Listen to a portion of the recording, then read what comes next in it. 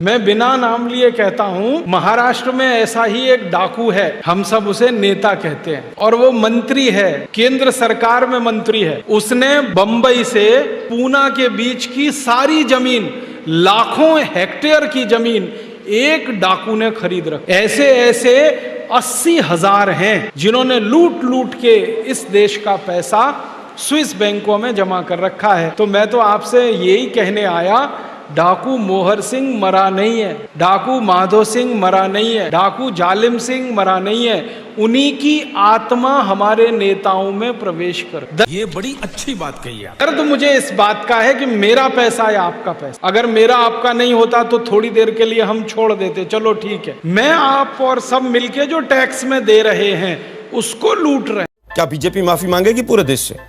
केवल आप लोगों का एक सूत्री कार्यक्रम है कि किस तरह से कांग्रेस को घेरा जाए।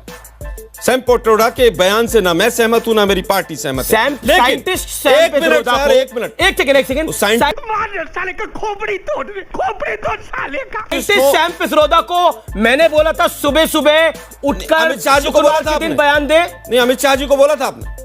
26/11 जिस समय पर हमारे कमांडो अंदर लड़ रहे थे, मोदी जी बाहर प्रेस कॉन्फ्रेंस कर रहे थे, आपसे पूछ के गए थे।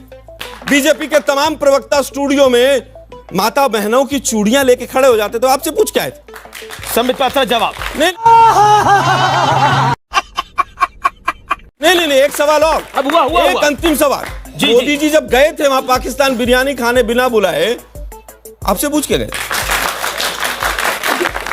किससे पूछ के गए? हमारे देश की जो वर्तमान सरकार है डॉक्टर मनमोहन सिंह की, इस सरकार ने एक कमीशन बनाया था। उस कमीशन का नाम है अर्जुन सेन गुप्ता कमीशन। उस कमीशन ने 5 साल इस देश में सर्वेक्षण किया और सर्वेक्षण के बाद बताया कि 84 करोड़ भारतवासियों की एक दिन की आमदनी 20 रुपए से कम है, इसलिए वो सब गरीबी की रेखा के नीचे है। आजादी आई थी तो 4.5 करोड़ गरीब थे, आजादी के बाद 84 करोड़ गरीब हो गए। गरीबी 21 गुना बढ़ गई इस देश में। काले अंग्रेजों को मैं पूछता हूं गरीबी इतनी क्यों बढ़ गई इस देश में, तो मूर्ख बनाने वाला उत्तर देते हैं। वो कहते हैं जी आबादी बढ़ गई इस देश की इसलिए गरीबी बढ़ गई। फिर मैं उनसे कहता हूं अच्छा बताओ आबादी कितनी बढ़ गई? हम आजादी के समय 32 करोड़ थे, अब आबादी में 115 करोड़ हो गए। हमारी आबादी लगभग 3.5 गुनी बढ़ गई, या मान लो 4 गुनी बढ़ गई, तो गरीबी 4 गुनी बढ़नी चाहिए, तो गरीबी 16 करोड़ होनी चाहिए। ये 84 करोड़ कहां से हो गई?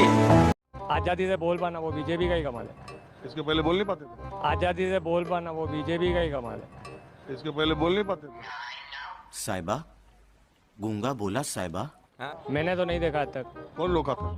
आज तक हुआ ही नहीं हमारे साथ कभी। 15 साल से आ रहा हूँ। क्या नहीं हुआ? ऐसा इंटरव्यू कभी यहाँ कहीं पे किसी को देखा हो हमने? अरे यार हम तो ऐसे राह चलते करते रहते हैं, इसमें कौन सा? हमने कभी किसी को देखा नहीं ना किसी आजादी के साथ घूमते हुए। अबे साले तभी कुछ भी बोलो सर, आप पूछिए, क्वेश्चन करिए, आप क्या बोलना चाहते हैं? आप हम क्या बोलना चाहते हैं? आप क्या बोलना चाहते हैं? आप कुछ बोलना चाहते हैं, मैं उसका आंसर दूंगा ना। आप अच्छा, मैं पूछ रहा हूँ चुनाव का माहौल क्या है? या मैं बोलता हूँ, देखो चुनाव का माहौल ऐसा है कि हिंदुस्तान एक डेमोक्रेटिक वर्ल्ड है। ये तो लेटेस्ट न्यूज है। तो जब देश आजाद हुआ था सबसे पहले कांग्रेस की सरकार बनी थी, ठीक है। उसके बाद क्या हुआ, उन्होंने काम किए। अब बीजेपी की सरकार बनी थी और बीजेपी जो इस टाइम दुनिया में कांग्रेस से कई गुना अच्छा काम कर रही है। तो मेरी दुनिया से लोगों से यही अपील है कि हमें उसकी ही सपोर्ट करनी चाहिए जो देश को आगे लेके चले। पापा, मेरे पापा। धारा 370 का जो काम किया था। अरे हिमाचल को बताएंगे, कश्मीर का? अच्छा क्या था 370? तो इसका आंसर तो नहीं आता मुझे। धारा 370 धारा वो थी, उसमें वो नहीं था सर, क्या उसमें जो स्पेशल था उनके लिए, जो जम्मू एंड कश्मीर के लिए, वो मुझे इतना पता नहीं है। दूसरा काम बीजेपी का सबसे बड़ा काम है कि हिंदुस्तान जो हमारा देश है हिंदुओं का देश है, तो यहाँ सभी धर्मों और समाज के लोग रहते हैं। एक तरफ आप कह रहे हो हिंदुओं का देश है, फिर कह रहे हो सभी धर्मों का। तो जो हिंदुओं का तो देश है ही है, लेकिन इसमें जो बाकी जाति धर्म रहते हैं उनकी भी मतलब उनका स्पेशल रिस्पेक्ट किया जाता है, किसी तरह का इग्नोर नहीं किया जाता है। अच्छा, हमको सिखा रिया है। तीसरा सबसे बड़ा हिमाचल में ये जो काम किया जयराम की सरकार है, वो भी बीजेपी की देन है, क्योंकि दिल्ली में मोदी बैठे हैं, हिमाचल में जयराम जी सरकार में ये तीसरा काम है। एक 6,000 बात मिलता बताइए, है। बीजेपी सरकार में गैस सिलेंडर का दाम कितने से कितना हुआ? अरे बाप रे, ये तो धोती खोल रहा है। गैस सिलेंडर का दाम जो राउंड अबाउट 40% बढ़ा है। पेट्रोल का? पेट्रोल का भी राउंड अबाउट 30 से 40 रुपए बढ़ा, 30 सॉरी बस हवा निकल गई। महंगाई कितनी बढ़ी?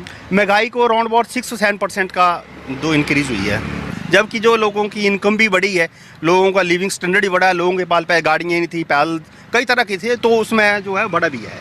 आप कहाँ थे ज्ञानी बाबा? इतना ही नॉलेज है? यस, अरे यार इतना नॉलेज है कम है। ठीक है सर। और अभी तो रुको, क्लाइमैक्स अभी बाकी। एक बात ये बताइए, करते क्या आप? मैं तो कुछ नहीं, बेरोजगार हूँ मैं। क्या बोले, मैं समझा नहीं। करते क्या आप? मैं तो कुछ नहीं, बेरोजगार हूँ मैं। अच्छा, आजकल के नल्ले बेरोजगार छपरी और भिखमंगे और चप्पल चोर छेपकतरे और साले, मैं बेरोजगार हूँ मैं। 98 का ग्रेजुएट हूँ और साथ में स्टेट लेवल का स्पोर्ट्समैन ऑफ इंडिया का भी हूँ, लेकिन किसी भी गवर्नमेंट ने हमारी तरफ नहीं सोचा है। तो करते खर्चा बर्चा के? खर्चा कर लेते हैं, काम जो मिल जाता है कुछ। अच्छा बात नहीं है।